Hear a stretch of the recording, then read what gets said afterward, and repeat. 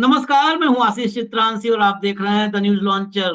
उपराष्ट्रपति चुनाव के नतीजे आ चुके हैं। अब नतीजों के विश्लेषण का वक्त है। जैसा कि संदेह जताया जा रहा था, आशंका जताई जा रही थी, सुबह के पहले वीडियो में भी यह आशंका हमने जताई थी कि सारा खेल है क्रॉस वोटिंग का। नतीजे तो करीब करीब तय थे, लेकिन क्रॉस वोटिंग, अगर एनडीए से 1, 2, 4 वोट भी क्रॉस वोटिंग हो जाती, ये भाऊ ने हमने भी चर्चा में कहा था, तो मोदी जी का फेस लॉस हो जाता। और इसीलिए 10 ब्लॉक बनाया गया था, एक एक सांसद पर। जो कहते हैं ना कि मैन टू मैन मार्किंग, वैसे ही मार्किंग थी, नजर रखी जा रही थी। कोशिश थी कि अपोजिशन में सेंधमारी हो और वहां से क्रॉस वोटिंग करवाई जाए, ताकि हफ्ते 10 दिन के लिए तमाम संकटों से घिरे मोदी जी बाहर निकल आए और लगातार ये चलाया जाए कि देखिए इंडिया अलायंस छिन्न भिन्न हो गया, खत्म हो गया। लेकिन इन नतीजों में जो सबसे चौंकाने वाली बात आई है, वो इंडिया अलायंस, उसके जितने वोट थे वो सारे वोट पड़ गए उसको। 315 थे, 315 पड़े, 15 इनवैलिड हैं।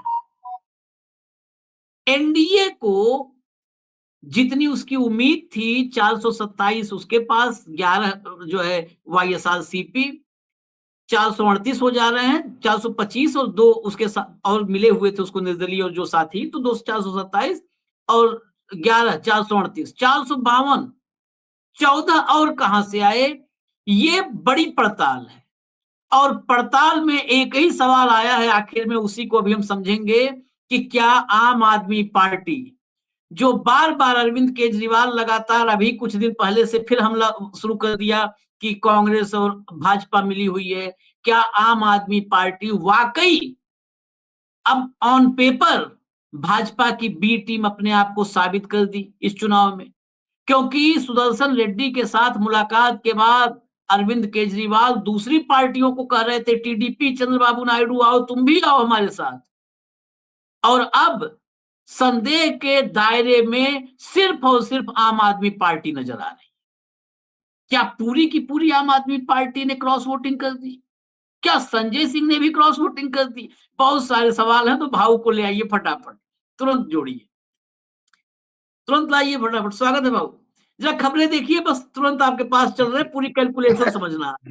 उपराष्ट्रपति चुनाव में सीपी राधाकृष्णन की जीत, एनडीए कैंडिडेट के पक्ष में 14 सांसदों ने की क्रॉस वोटिंग, 14 ने क्रॉस वोटिंग की है। नेक्स्ट दिखा दीजिए, भास्कर ने जो ग्राफ दिखाया है, ये देखिए 542 लोकसभा में थे, राज्यसभा में 239, ये सब हम आपको दिखा चुके हैं। 781 कुल सांसद थे, 452 एनडीए को मिले हैं और 300 इंडिया अलायंस को मिले हैं, और ऊपर देखिए अवैध वोट 15 है। यानी 315 का दावा जो आज भी जयराम ने जो कांग्रेस की तरफ से दावा किया था 315 की, 315 हमारे सभी सांसद आ गए, 315 ने मतदान कर दिया। 315 में 300 मिले और 15 इनवैलिड हुए। हालांकि इनवैलिड पे भी सवाल होगा कि क्या जानबूझ करके कि भाई अब हम कुछ नहीं कर सकते तो लाइन ही लंबी खींच देंगे, वन न्यूमेरिकल लिखने के बजाय हम टेक्स्ट में लिख देंगे। बहुत सारे इनवैलिड क्यों होते हैं अभी हम बताएंगे आगे। तो ये 15 इनवैलिड नंबर, इस पर भी सवाल, तो इस पर भी उठेंगे, 15 इनवैलिड कैसे हुए? चलिए, क्रॉस वोटिंग आपके यहाँ नहीं हो पाई, रोक लिया इंडिया अलायंस ने क्रॉस वोटिंग होने से, नहीं हुई क्रॉस वोटिंग, लेकिन इनवैलिड 15 कैसे हुए? लेकिन इससे बड़ा सवाल है कि ये 452 का नंबर कैसे पहुंचा, जो 438 से आगे किसी कीमत पर जाते नजर नहीं आ रहा था, किसी भी कीमत पर। जो पार्टियां दूरी बनाई वो सबको पता है, बीआरएस, बीजेडी और एसएडी, और पंजाब की वो पार्टी अमृतपाल वाली, उसमें 2 सांसद हैं, एक खालसा जी हैं और एक अमृतपाल हैं। ये दोनों बाहर थे, इस पूरे चुनावी प्रक्रिया से, मतदान से बाहर थे। भाऊ के पास सीधा। भाऊ, क्या सीधा सीधा मान लिया जाए कि कोई संदेह अभी भी है कि आम आदमी पार्टी का बीजेपी में विलय हो गया है, क्रॉस वोटिंग आम आदमी पार्टी ने किया है? देखिए आशीष जी, ये तो गुप्त मतदान होता है, सभी क्लेम करेंगे और अरविंद केजरीवाल जी भी कहेंगे नहीं हमने तो दिया था, पता नहीं कहाँ गद्दारी हुई है। लेकिन मोटे मोटे तौर पे हम देखें तो कांग्रेस के पास कुल जो सीटें थी, मतलब वैसा राज्यसभा में और लोकसभा की सीटें, कांग्रेस के पास लोकसभा में 234 है, मतलब इंडिया गठबंधन के पास, और 77 उनके राज्यसभा में है, उनके पास 311 हो जाते हैं। लेकिन साथ ही 2 इंडिपेंडेंट है, एक पप्पू यादव है, एक सांगली का विशाल पाटिल है और एक एमआईएम का उन्होंने डिक्लेयर कर दिया था कि मैं साथ में, क्योंकि वो हैदराबाद से है तो तेलुगु भाषा, तेलुगु प्राइड उनके वहाँ ज़रूरी था और एक उनको आप सोच में चलिए चंद्रशेखर या कोई और एक ऐसा मिलता है। तो 315 इनके पास हो जाते, तो इनके आंकड़े बड़े क्लियर थे, 315, 315। इनके पास एनडीए गठबंधन के पास 425 तो इनके अपने होते हैं, 293 और 132 पकड़ के 225। अब इनको मिले 452, लेकिन जैसे 311 पे 315 का आंकड़ा हुआ, वैसा 425 से भी आंकड़ा बढ़ा है। और वो कौन सा आंकड़ा बढ़ा? 427। हाँ, हाँ, वो जो उससे जो आंकड़ा बढ़ा, उसमें देखिए अब मैं आता हूँ राज्यसभा और लोकसभा, क्योंकि होता क्या है, ये मैं दर्शकों को भी बोलता हूँ कि ये कोई हम रॉकेट साइंस से नहीं बता रहे हैं आपको। आप यदि जाके नेट पे भी देखिए, लोकसभा खोलिए, आपको मिलेगा कि एनडीए के कौन-कौन, एनडीए का कितना स्ट्रेंथ है, इंडिया का कितना स्ट्रेंथ है और एक अदर्स है, जो इंडिया के साथ भी नहीं है, एनडीए के साथ भी नहीं है।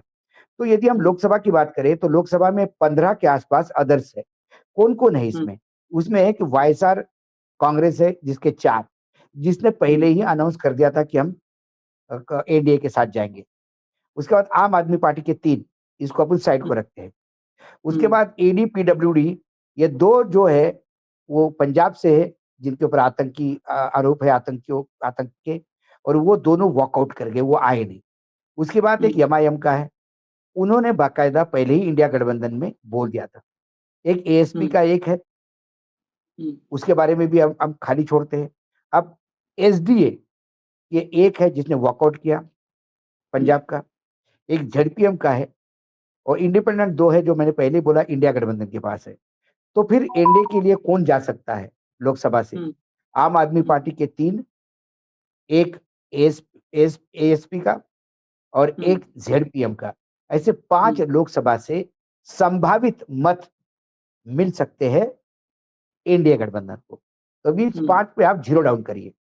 आप आइए राज्यसभा में। राज्यसभा में आम आदमी पार्टी के 9 हैं, बीजेडी के 7 है, वाईएसआर रेड्डी के 7 है, बीआरएस के 4 है, बीएसपी के 1 है, एमएनपी का 1 है और इंडिपेंडेंट 1 है। अब इसमें बीजेडी और बीआरएस, इन दोनों ने वॉकआउट किया, मतलब ये आए ही नहीं चुनाव, तो ये माइनस करिए। वाईएसआर रेड्डी के साथ इन्होंने पहले ही बोल दिया था कि हम उनके साथ हैं। तो आप 5 और 7 जोड़ दीजिए, 5 लोकसभा के और ये 7 ये जोड़ दीजिए, 5 और 7 12 हो गए। आप एक बीएसपी का जोड़ दीजिए, 13 हो गया। आप एक एमपीएन का जोड़ दिए, 14 हो गया। एक आप इंडिपेंडेंट जोड़ दीजिए, 15 हो गया। अब इसमें आम आदमी पार्टी के 9 क्या जुड़े क्या? सवाल ये है। 12, क्योंकि 9, ये 3, जुड़ने 9 3 12 हो जाते हैं।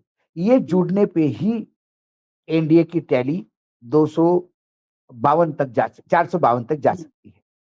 अब सवाल ये है कि यदि अरविंद केजरीवाल के 12 लोगों ने इंडिया गठबंधन के उम्मीदवार को वोट दिया, तो वो 315 से 2 17 और 10 27, 327 होनी चाहिए थे। 15 रिजेक्ट भी हो जाए तो 307 हो 12 जाते, 12 312। 312 हो जाते, 12 हो जाते। तो गड़बड़ कहाँ हुई? ये मैं सिर्फ आपको कैलकुलेशन पे बता रहा हूँ। सिर्फ जो कैलकुलेशन जो आपको लोकसभा का आंकड़ा आपके पास है, राज्यसभा का आंकड़ा आपके पास है, एनडीए के साथ कौन जाने के मतलब चुनाव के पहले जो गए, वो अपना आंकड़ा अपने पास है। जो इंडिया गठबंधन के साथ चुनाव के पहले ही गए लोकसभा राज्यसभा में, वो आंकड़ा अपने पास है। जो वॉकआउट किया, जो आए नहीं वोटिंग को, वो आंकड़ा आपके पास है। इसमें किसके बारे में हम नहीं बोल सकते?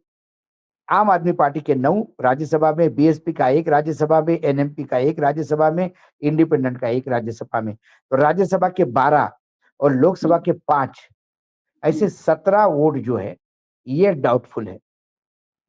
और ये 17 वोट यदि ट्रांसफर होते हैं, तो 200 452 का आंकड़ा पूरा होता है। दर्शक इस पे समझ ले सही क्या और गलत क्या। वही पे कर रहा हूँ कि अब आते हैं। हाल ही में अरविंद केजरीवाल का स्टेटमेंट था कि गांधी परिवार जमानत पे है, उनको क्यों नहीं अरेस्ट करते? वो गांधी परिवार पे हमलावर थे। पंजाब में किसान का एजिटेशन जो केंद्र सरकार के लिए मुसीबत बना था, उसको पुलिस के डंडे के बल किसने उठाया? आम आदमी पार्टी की सरकार ने। बिहार में सभी सीटों पे यदि आम आदमी चुनाव लड़ती है तो नुकसान किसका होगा? इंडिया गठबंधन का। गुजरात में भी, गुजरात में भी यही हुआ। तो फिर ये सारा बैकड्रॉप देखते हुए आप क्या कहेंगे, ये मैं दर्शकों पे छोड़ देता हूं। और यदि आप इंडिया गठबंधन के साथ है तो फिर ये टैली बढ़ जानी चाहिए थी। पे लोग कहेंगे 315 में से 300 गए, 15 तो गए, अरे 15 रिजेक्ट हो गए, और जिनके रिजेक्ट हो गए उनका तो सबको पता है कौन सी किसके रिजेक्ट हो गए। नहीं, कहने तो अब केजरीवाल ये कह सकते हैं कि हमने 12 ने दिया था, ये कांग्रेस के या बाकी पार्टी, समाजवादी पार्टी या उद्धव ठाकरे, शरद पवार, इन लोग के हो सकता है 12 नंबर जो है, अच्छा वो नंबर एग्जैक्टली वही बैठता है, वो कर दीजिए। एक थ्योरी किसी ने ये भी बताई कि बोला वो गवर्नर महाराष्ट्र से थे इसलिए शायद शरद पवार और अजित पवार ने और उद्धव ठाकरे ने मतदान किया हो। मैंने बोला वो भी सुन लो, वो कभी गवर्नर के पद पे नहीं मतदान दिया जाता। गवर्नर अस्मिता नहीं होती, भूमिपुत्र अस्मिता होती है। जब प्रतिभा पाटिल जब चुनाव लड़ी राज्य लोक मतलब राष्ट्रपति का, तब वो महिला थी, वो लड़की थी, वो महाराष्ट्र की बेटी थी, इसलिए उसके साथ हो गए थे। शिवसेना ने दादा का साथ इसलिए दिया था कि दादा बाल ठाकरे के संबंध तो अपनी जगह पे थे ही, लेकिन फिर मुकेश अंबानी, पूरा अंबानी परिवार यदि आज किसी के सामने झुकता है कि दादा के सामने, अंबानी का साम्राज्य ही दादा की दली हुई, दादा ने जो नींव डाली थी ओजीएल इन और OGL out ministry of commerce में रहते हुए, उसी पे धीरू भाई अंबानी बने थे। ये बिल्कुल क्लियर कट है। तो वो साथ हुए, लेकिन गवर्नर कोई अस्मिता नहीं होती। उसका एक दूसरा उदाहरण मैं देता हूं। कर्नाटक के एक बड़े नेता महाराष्ट्र के गवर्नर बनाए गए, एसएम कृष्णा। उनके शपथ विधि पे राजनीतिक दलों ने बहिष्कार किया, क्योंकि कर्नाटक का और महाराष्ट्र का बॉर्डर डिस्प्यूट झगड़ा है, बेलगांव को लेके झगड़ा है, और उस झगड़े में हर साल आंदोलन भी होते हैं, सर भी फूटते हैं, लोग जेल में भी जाते हैं। और महाराष्ट्र के लिए बहुत बड़ा एक वीक पॉइंट है कि हमारे महाराष्ट्र का एरिया कर्नाटक में कैसा गया। तो कर्नाटक का आदमी जब महाराष्ट्र में गवर्नर बना तो वहां पे शपथ विधि पे बहिष्कार किया लोगों ने। तो गवर्नर कभी भूमिपुत्र नहीं हो सकता। तो क्रॉस वोटिंग वहां नहीं हुआ है। अच्छा, उद्धव ठाकरे क्रॉस वोटिंग करेंगे, शरद पवार क्रॉस वोटिंग करेंगे, उनको फायदा क्या है अभी? ऐसा कौन सा काम अटका है उनका? सारे केसेस तो रजिस्टर हो ही गए हैं, अब तो जो चलना है वो कोर्ट में चलना है, बाकी क्या है? आने वाले समय में कोई साथ में आने का सवाल ही नहीं उठता। लेकिन अरविंद केजरीवाल की एक सरकार है पंजाब में, उस सरकार को अभी बड़ा पैकेज मिलेगा बाढ़ का। नहीं, ना भी मिले, वो ना भी मिले, अरविंद केजरीवाल खुद ही इतना फंसे हुए हैं। नहीं, मैं बोल रहा हूँ आशीष जी, पैकेज देखिए, आप देखिए पैकेज देखिए। मुझे तो पैकेज से ज्यादा ये नजर आता है कि अकाली दल के बजाय कहीं ऐसा तो नहीं कि आम आदमी पार्टी के ही भरोसे इस बार पंजाब में चुनाव लड़ेगी भाजपा। देखिए, भाजपा का एक रूल जो उन्होंने थंब रूल बनाया है, कांग्रेस को सत्ता में नहीं आने देना। हाँ। आम आदमी पार्टी चल जाएगी उनको। बेचारा अकाली दल रोता है साथ देने का बीजेपी को इतने साल। हाँ, हाँ। जो उनने पंजाब ताकत उसके, देनी भाई, पंजाब में उसके भरोसे आप घुसे थे, हाँ, और आपने उसको छोड़ दिया, आप उसको ताकत देते। हार जीत तो चलती है चुनाव में। आम आदमी पार्टी यदि वहां पनपती है तो कांग्रेस बाहर रहती है। कांग्रेस बाहर रहती थी, उनके लिए सूट होता है। कर्नाटक में यदि कांग्रेस के खिलाफ वो जनता दल ऐसे भी हाथ जोड़ लेते, हाथ पकड़ लेते, और ये जो सबसे बड़ा व्यभिचारी है, कई सैकड़ों के तादाद में जिसने व्यभिचार किया, उसके लिए भी वोट मांग सकते हैं। हाँ, मांगा ही था, मांगा था। तो मैंने यही कहा, बेसिक बेसिक क्या है, कांग्रेस सत्ता में नहीं आए।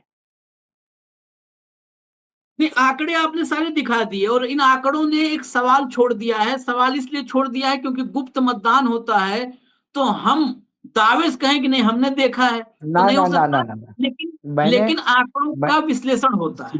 मैंने सिर्फ इतना बोला, भाजपा के पास कितना थे, भाजपा को अतिरिक्त वोट कितने मिले, कितने मिले? कांग्रेस के पास कितना थे, कांग्रेस के वोट कितने गए, कांग्रेस का एक भी वोट नहीं गया।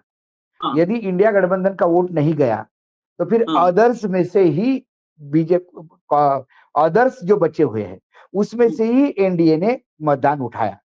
तो एनडीए ने यदि अदर्स से उठाया है, तो जो कांग्रेस के साथ अदर्स थे और जो वॉकआउट कर गए, बाकी बचे हुए एनडीए के साथ गए, तो बाकी हाँ, बचे हुए में भी आम आदमी पार्टी का टोटल आता है, सिर्फ इतना कहा हमने, यही यही यही है। यही तो आता है। हाँ, इसलिए ये आंकड़े देखिए, हमने आंकड़े रखे हैं। आप क्या सोचते हैं, आप अपनी राय रख सकते हैं। बस सवाल यही है, सवाल हम छोड़ के जा रहे हैं। सवाल ये है कि क्या अरविंद केजरीवाल ने इंडिया अलायंस को, सुदर्शन रेड्डी को सबसे बड़ा धोखा दिया है? क्या आम आदमी पार्टी ने, जो आज तक गुपचुप तरीके से, जिस पे आरोप थे कि बी टीम है, संघ ने बनाया है, संघ के उससे मेहनत से बनी है, भाजपा की बी टीम है, क्या इस गुप्त मतदान का फायदा उठाते हुए आम आदमी पार्टी ने भाजपा के साथ अपना पूरा समर्पण दिखा दिया है? मोदी और शाह तमाम जगहों पर जो फंसे हुए हैं उसकी सौदेबाजी की है। ये सवाल है सब, और इन सवालों के साथ चलते चलते जगदीप धनखड़, उनके दर्शन तो नहीं हुए, लेकिन उनके दस्तखत के दर्शन हो गए हैं। तो वही देख करके अगरबत्ती दिखा लीजिए आप लोग, क्योंकि अब तो धनखड़ से बड़े वाले आएंगे। जो आए हैं वो और ज्यादा प्रतिभावान है। वो तो एकलव्य थे और ये द्रोणाचार्य है, बचपन से ही वही रहे हैं, ये तो हाँ। सब सीखे हैं। तो वो जो है इस बार यही आ गए हैं। तो अब जो है उनको बधाई देने के लिए चिट्ठी जारी हुई है, उस चिट्ठी में जगदीप धनखड़ का की दस्तखत है। तो उसको देख कर अगरबत्ती दिखा दीजिए, और भाव से कहूंगा अंग्रेजी में है तो अभी कहीं नहीं है, अभी तत्काल मिला हमें, तो चला दीजिए और जरा भाव पढ़ दीजिए इसको। आदरणीय Radha Kishan ji, heartfelt felicitation on your election as the Vice President of Bharat, world's largest democracy and home of the 1/6 of humanity. Your elevation to this august office reflects the trust and the confidence by the representative of our nation. Give your vast experience in public life under your stewardship, the august office would certainly attain greater uh, veneration and glory. On this momentous occasion, my best wishes for your successful tenure and for the services to our great nation. With warm regards, Jagdeep Dhankar, है ना? The Honorable vice president India elect, vice president enclave, ये उन्होंने दिया। लेकिन कभी कभी जो शब्द होते हैं, कुछ शब्द कुछ लोगों के लिखे हुए अच्छे नहीं लगते। जैसा उन्होंने कहा कि given vast experience in public life under your stewardship and the August office would certainly gain greater veneration and glory. Or the elevation of this August office reflects the trust and confidence by the representative of our nation. Same trust was initiated or same trust was trusted on the Honorable Dhankar Saab. But did Dhankar Saab did justice to his office? Point number one. Given your vast experience in public life, which Dhankarji had, under your stewardship, which Dhankarji used to claim, the august office would certainly attain greater veneration and glory. Dhankhar साहब के पास सब कुछ होते हुए भी क्या glorify हुआ था वो अधिकार, वो राष्ट्रपति उपराष्ट्रपति का पद। उपराष्ट्रपतियों का जब इतिहास लिखा जाएगा तो धनखड़ साहब का कार्यकाल काले पन्नों में लिखा जाएगा। हाँ, पक्का लिखा जाएगा काले। तो यदि काले पन्ने में लिखा हुआ इतिहास को वो ग्लोरी कहते हैं, तो कम से कम ये पत्र सीरियसली वर्तमान उपराष्ट्रपति ना ले, क्योंकि धनखड़ साहब जैसी ग्लोरी कृपा करके साहब ना दे हमको। हम कम से कम आपका कार्यकाल शुरू होने के पहले या राज्यसभा में आपका जब प्रोसीडिंग देखेंगे उसके बाद ही कुछ बना पाएंगे। लेकिन हम आपका भूत न देखते हुए भविष्य की तरफ आशान्वित होकर ये कहते हैं कि उस चेयर पे बैठने के बाद कम से कम मन की सुन लेंगे, आप अंतरात्मा की आवाज सुन लेंगे। राज्यपाल सदन में तो आपने नहीं सुनी, एक इनोसेंट, एक निरपराध इंसान को, मुख्यमंत्री को, मात्र वो आदिवासी होने की वजह से उसका आपने अरेस्ट करवाया आपके राज्यपाल भवन में। हेमंत सोरेन की बात मैं कर रहा हूं, इसको 5 महीने बाद कोर्ट ने ये पूछा कि इन पे केस बनता क्या है, जरा बताएं, और किस जुर्म में इसको अंदर कर दिया बताइए, और जमानत दी गई।